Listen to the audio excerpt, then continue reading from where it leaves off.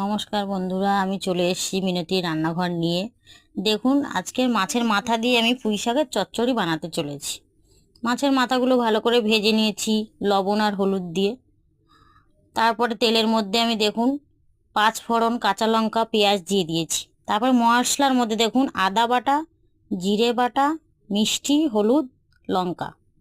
তারপরে আলু দিয়ে দিলাম, পুঁই শাক দিয়ে দিলাম পেঁয়াজের মধ্যে। একে একে সব সবজিগুলো দিয়ে দিলাম, কুমড়ো, বেগুন দিয়ে লবণ, একটু হলুদ দিয়ে আমি ঢাকা দিয়ে দিলাম। জল পড়বে না এই সবজিতে, ঢাকা দিয়ে হবে।